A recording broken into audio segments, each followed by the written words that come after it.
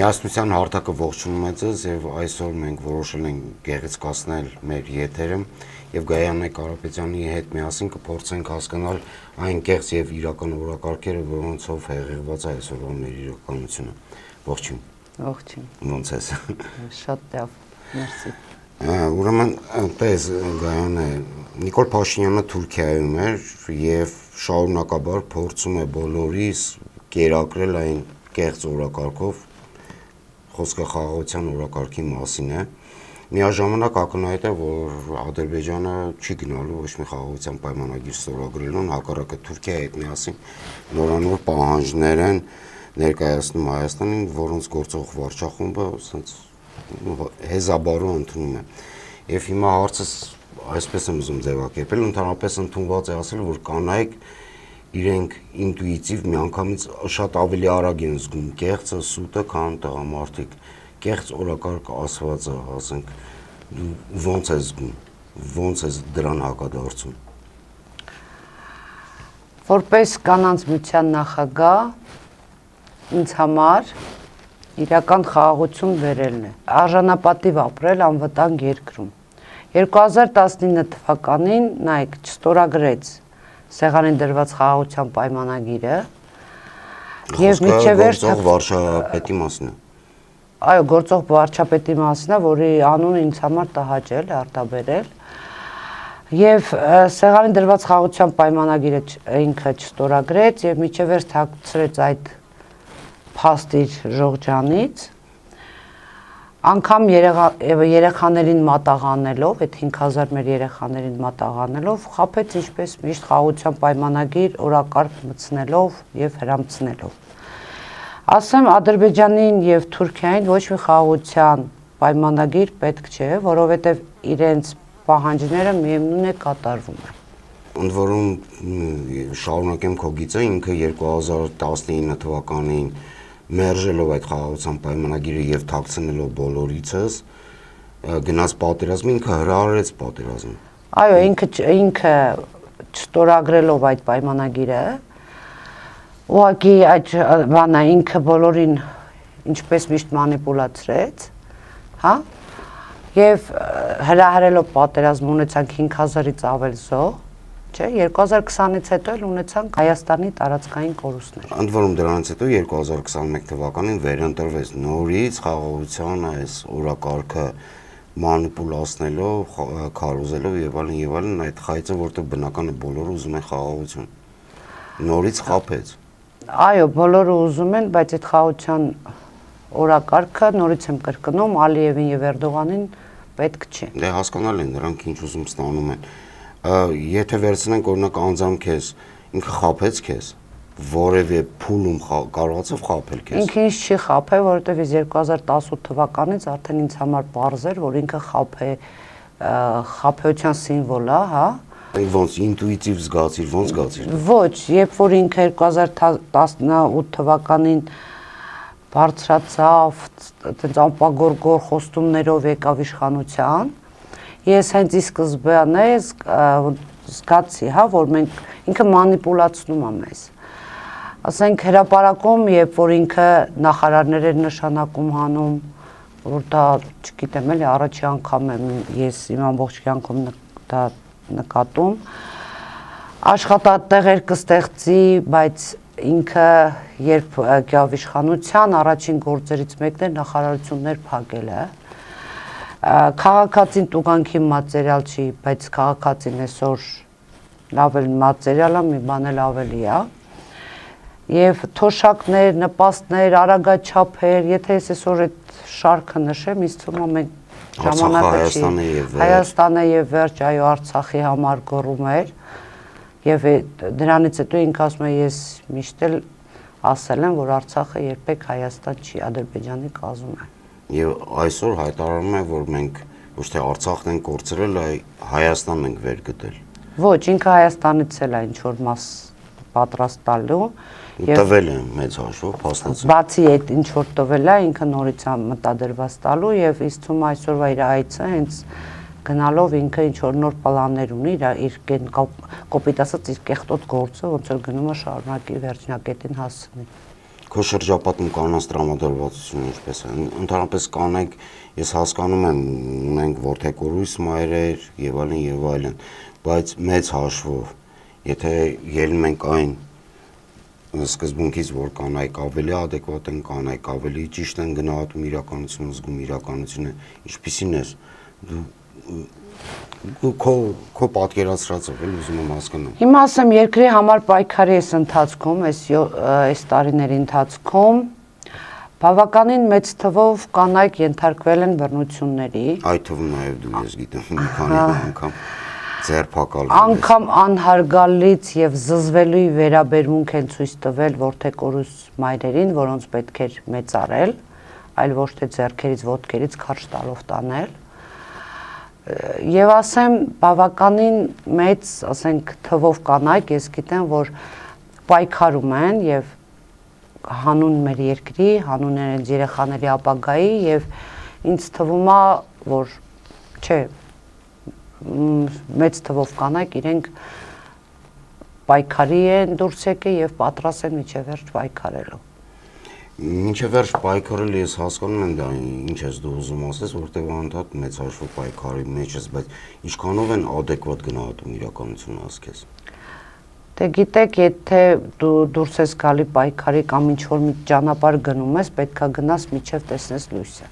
Ես կոնկրետ իմ օրինակով ես գնալու եմ միջև հասնեմ,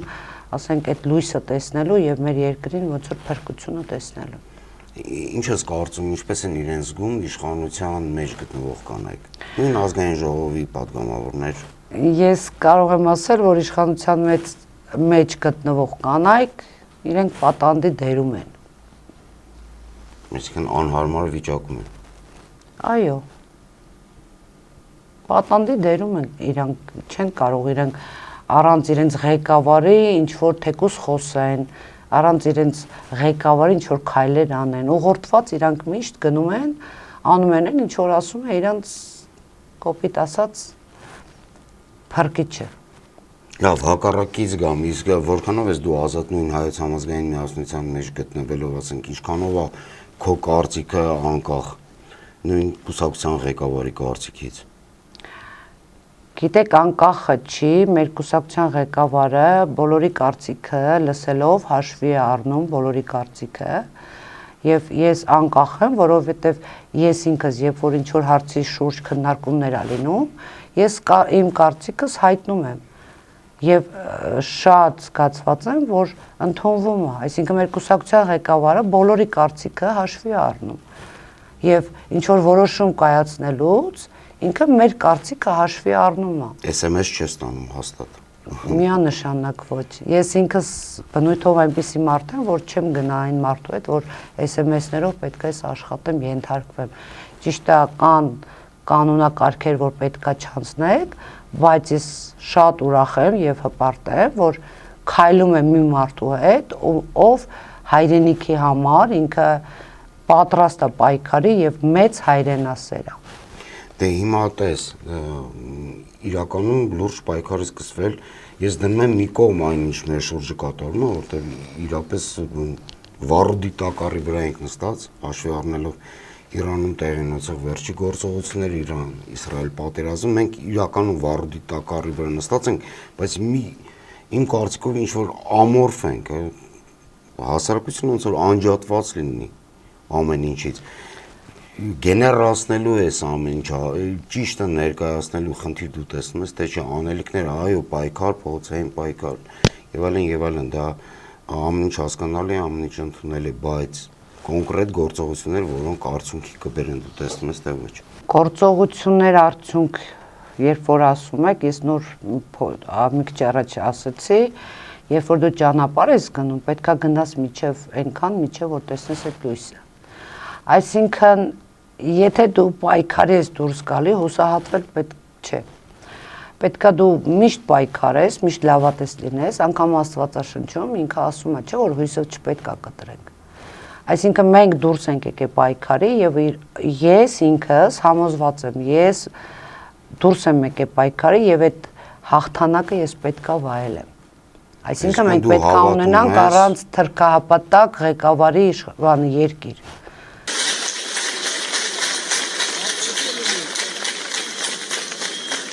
մեր գայանեն էլ աղջիկ էլ մասնակցել են եւ մեր գայանեն էլ այդ նույն բերման ենթարկվածների շարքին գտնվում։ Դու հավատում ես, որ Հայաստանի Հանրապետությունը այս փորձությունը կանցնի։ Այո, Արցախայության հետ միասին։ այո, պետք է անցնենք միանշանակ։ Ու սենց ըստ քեզ կին ու տղամարդ քաղաքական գործիչների տարբերությունը ո՞րն է։ Կանայք մեր հասարակության սյուներից են։ Նրանք ուժի, նվիրվածության, պայքարի օրինակներ են։ Ինձ համար շատ կարևոր է, որ մենք որպես հասարակություն ոչ միայն խոսենք կանանց իրավունքներից, այլ նաև ստեղծենք այն միջավայրը, որտեղ նրանք կարող են լիարժեք բացահայտել իրենց ներուժը։ Հիմա տեսեք, պայքարի մեջ, երբ որ դուրս եք գալիս, տեսնում եք, չէ, բավականին մեծ թվով կանայք մասնակցում են։ Բավականին մեծ են, այո, երկրի համար, իրենց նորից եմ կրկնում, երեխաների համար։ Իսկ իմ ուժերի ներածին չափով ես էլ անելու եմ ամեն ինչ, որպեսի կարողանանք հասնել, ես որպես կին անելու եմ ամեն ինչ, որ մենք կարողանանք իրոք տեսնենք այդ լույսը։ Եթե մեկ բառով ձևակերպես, խնդրում եմ մեկ բառով ձևակերպես կամ մեկ նախատեսում կամ ինչպես որ ցանկանում ես, իմ քո տարբերությունը որպես կին ու տղամարդ, մարդիկ, որոնք քաղաքականության մեջ են, ո՞րն է։ Քաղաքականության մեջ տարբերություն Դու ավելի սկզբունքային ես, դու մինչև վերջ կգնաս հաստատ։ Այ դա իմ խոսքն է, միշտ կինը գործում է, տղամարդը փորձում է։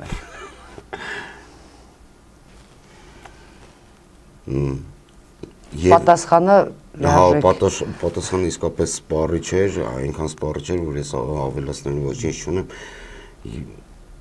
Ինչ ես կարծում, ուր ենք հասնելու եւ ինչ պետք է հասնենք, որ մեր ուզած կետին հասնենք։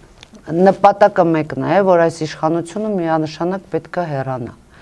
Իսկ երբ հեռանա այս իշխանությունը, պետք է գան հայրենասեր մարդիկ, հա, նվիրյալներ, որպեսզի կարողանան այս տարիներով ստեղծված այս քաոսը վերացնեն եւ ունենան արժանապատիվ երկիր, պետություն եւ պետականություն։ Ըստ քեզ մեր հասարակությունը վախեցած է։ Այո, վախի մթնոլորտը հիմա շատ մեծ է։ Այսինքն իշխանությունը հասնում է ըստ քեզ իր նպատակին։ Գիտեք, այսօր վախի մթնոլորտը իրոք շատ մեծ է, եւ բոլոր աշխատողները կամ ինչ որ մարդիկ, երբ որ ապրում են մեզ երկրում, վախենում են ինչ որ բան կորցնելուց։ Երբ լինում է հանդիպումներ, երբ ես խոսում եմ մարդկանց հետ, իրոք մարդիկ վախեցած են։ Վախեցած են ինչից, Վախեցած են աշխատանք կորցնելուց, վախեցած են երեխա ունեն, վախեցած են, չգիտեմ, էլի, իրոք մարդիկ վախեցած են, անգամ վախենում են, մեկնաբանեն ինչից են վախեցած։ Հա։ Եվ հակառակը, լուծումը դրա ո՞րն է։ Ոնց անես կոտրես այդ վախը։ Դու պատկերացնում ես ինչ դա հնարավոր է։ Ինչպես է, բնականաբար դա հնարավոր է։ Ես հակառակը գիտեմ, ինչքան դու ճնշում ես մարդուն, ճնշում ես։ Միանշանակ մի օր այդ պորտկում լինելու է, այո, պորտկում լինելու է, եւ կան արժանապատիվ հայրենասեր մարդիկ, իրանք շատ հոգով հայ մարդիկ, որոնք իրենք կհիշեք, որ այդ պորտկումը լինելու է եւ ժողովուրդը արթնանալու է այդ խորը քնից։ Ինձ թվում է հիպնոզի տակ է ժողովուրդը այս տարիների ընթացքում եւ մարդիկ արդեն արթնանում են։ Դու նաև մի մոռացի, որ գոյություն ունի հետ պատերազմյան դեպրեսիա, առավել ևս մենք պատերազմ ենք տանվել, Արցախ ենք կորցրել եւ դա չի կարող չանդրադառնալ բոլորիս վրա։ Բայց ես իրականում հավատում եմ, վստահ եմ, որ հենց այդ արթնացումը տեղի ունենալու։ Այո, տեղի ունենալու է, ես հույս ունեմ եւ ես իմ հույսը երբեք չեմ կտրում։ Ամենօրյա շփումների մեջ ես, ամենօրյա հանդիպումների մեջ ես մարդկանց հետ տրամադրությունների փոփոխություն տեսնում ես, թե չէ։ Ասեմ բավականին մեծ է։ Եվ հետադարձ նայեմ 21 թիվ, 22 թիվ, այսօր հիասթափությունը մարդկանց մեջ շատ է, հիասթափություն դեպի, հա, այսինքն հիասթափություն գործողություն, այո, մեծ է հիասթափությունը ու այն մարդիկ, որ ժամանակին անգամ ես դա պատկերացնում եմ, որ նկարն է տարել են իրաց տներում, դրել էին որպես կուրք, հա։ Հիմա այդ մարդիկ երևի նկարներն էլ հանել են ու այն ամենավատ ձևով արտահայտում են իր մասին։ Ես այդ շփումներից զգացել եմ, էլի։ Այսինքն գալիս ենք, փորձենք հիմա ամփոփել մեր զրույցը, ինչից որ սկսեցինք կեղծ օրակարգերը ըստ քեզ փլուզվում են, թե ոչ։ Նույն խաղաղություն ասվածը։ Դե խաղաղությունը իր համար դրոշակ է։ Խաղաղությունը բոլորս է հասկանում ենք, որ դա դրոշակ է։ Խաղաղություն չի կնքվելու այդ պայմանագիրը։ Որովհետև նորից եմ ասում, Ալիևին եւ Էրդողանին դա դուր չի գալիս։ Եվ որովհետև իրանք ինչ ուզում են, ստանում են։ Խաղաղություն, օրակարգ անդադասելով, ֆետիշացնելով, անդադ ժողովրդին նորից եմ ասում մանիպուլացնելով, դա չի վերելու իր այդ երազանքների կատարմանը, էլի։ Հիմա ասեմ, այո, ես հույս ունեմ, մենք հասնելու ենք մեր նպատակին, որովհետև հայը երբեք չի կոտրվում, հայը միշտ հաղթանակած է, իմ համար հաղթանակած էլ լինելու է։ Շատ ապրես։ Շնորհակալ եմ իմ հետ այսօր եթերը վարելու համար, հիշեցնեմ միասնության հարթակների եթերում, խնդրում եմ բաժանորդագրվեք մեր YouTube-յան ալիքին, դրանով դուք նպաստում եք մեր ալիքի զարգացմանը, սպասում են նորանոր անակնկալներ, նոր եթերներ, նոր հետաքրքիր զրույցներ կհանդիպենք։ Ես էլ եմ շնորհակալ։